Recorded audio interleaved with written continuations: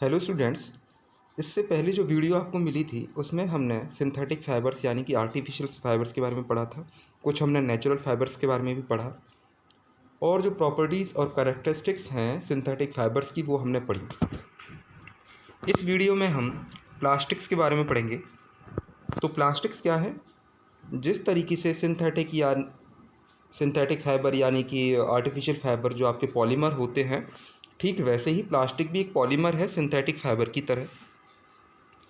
सभी प्लास्टिक्स का same arrangement नहीं होता। एक बात और ये नोट करने वाली बात है, कई तरह की प्लास्टिक्स हम अपनी डेली लाइफ में देखते हैं। पॉलीथीन से लेकर कोई भी एक टॉय की प्लास्टिक को देखेंगे तो सबका जो टाइप होगा वो डिफरेंट मिलेगा।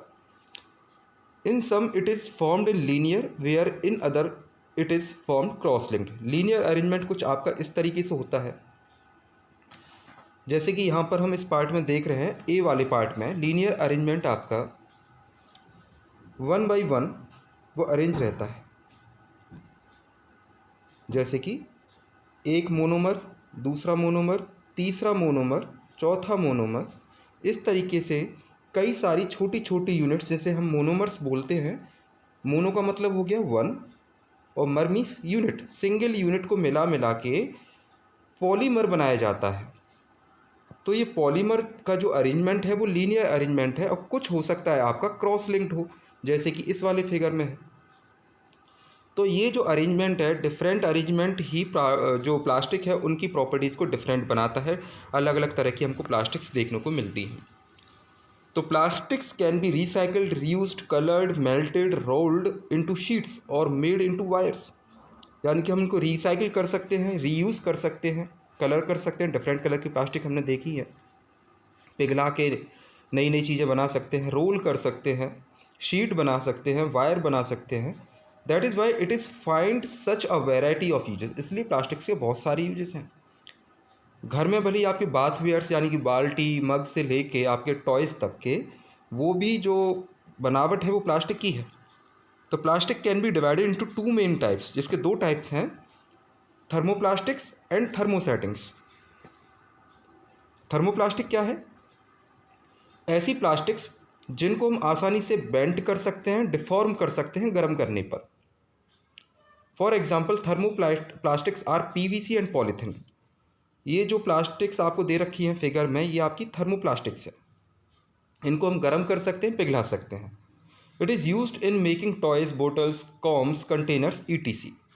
जबकि थर्मोसेटिंग प्लास्टिक के बारे में बात करें तो ऐसी प्लास्टिक जिनको हम गर्म करने पर भी उनको सॉफ्ट नहीं कर सकते, उनको पिघला नहीं सकते, और ज़्यादा गर्म करेंगे तो वो जल जाएंगी लेकिन पिघलेंगी नहीं।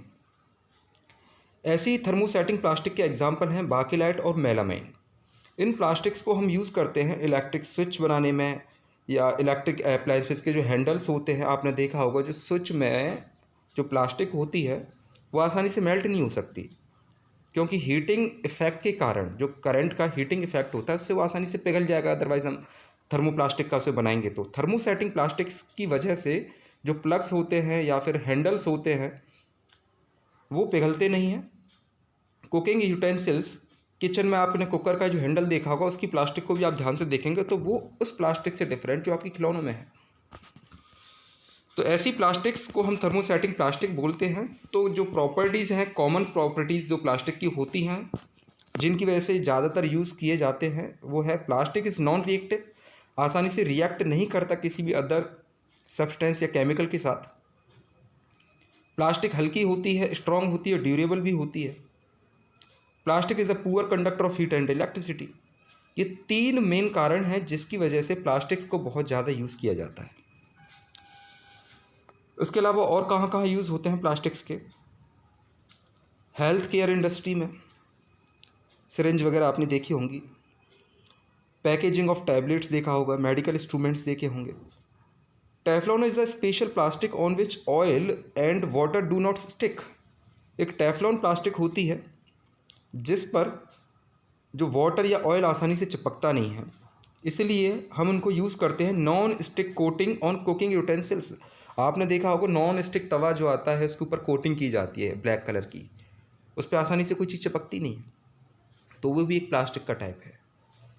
फायर प्रूफ प्लास्टिक्स, जैसे कि synthetic fibre catches fire easily, आसानी से वो आग पकड़ लेते हैं। सिंथेटिक फाइबर जो कि हम कपड़ों की बात कर रहे थे, रेयन वगैरह के बारे में बात कर रहे थे। The uniforms of fireman have coating of melamine plastic to make them flame resistant. जो फायरमैन की यूनिफॉर्म होती है वो भी फ्लेम रेजिस्टेंट होती है, इसलिए उन पर भी मेलामाइन की कोटिंग की जाती है। बायोडिग्रेडेबल सब्सटेंसेस, ऐसे सब्सटेंसेस जिनको डिकम्पोज किया जा सकता है बैक्टीरिया या माइक्रो ऑर्गेनिज्म के द्वारा, ऐसे सब्सटेंसेस को बायोडिग्रेडेबल सब्सटेंस बोलते हैं। जैसे example peel of vegetables, food stuff, fruit, paper, cotton cloth, evolved ETC। जबकि नॉन बायोडिग्रेडेबल सब्सटेंस की बात करें तो ऐसे सब्सटेंस इनको बायोडिग्रेड नहीं किया जा सकता, डिकम्पोज नहीं किया जा सकता, जिसमें आपके टिन, एल्यूमिनियम, प्लास्टिक्स आ जाते हैं। तो इनके बारे में इसलिए पढ़ रहे हैं जिससे कि हम बायोडिग्रेडेबल और नॉन बायोडिग्रेडेबल सब्सटेंसेस को छांट सकें। जब भी कचरा घर से इकट्ठा होता है तो बायोडिग्रेडेबल और नॉन बायोडिग्रेडेबल को अलग अलग किया जा सकता है। नॉन बायोडिग्रेडेबल सब्सटेंसेस को रिसाइकिल करके दोबारा से यूज़ भी कर सकते हैं। उनको यूज़ करना इसलिए ज़रूरी है क्योंकि इनका खासा इम्पैक्ट होता है एनवायरनमेंट पे, पॉल्यूशन फैलाते हैं। Plastic is a non biodegradable material due to non biodegradable property of plastic. It is very major problem for environment. आसानी से अगर ज़मीन में हम उसको डाल देंगे तो वो डिकम्पोज नहीं हो सकता। तो प्लास्टिक आज के समय में काफ़ी बड़ी परेशानी है। As a result we generate a large amount of plastic waste. काफ़ी हम यूज़ करते हैं इसलिए लार्ज अमाउंट ऑफ वेस्ट भी जनरेट होता है। Since plastic has non biodegradable properties, so plastic waste is getting accommodated in the environment. बहुत ज़्यादा इकट्ठा होता जा रहा है। It causes environmental pollution.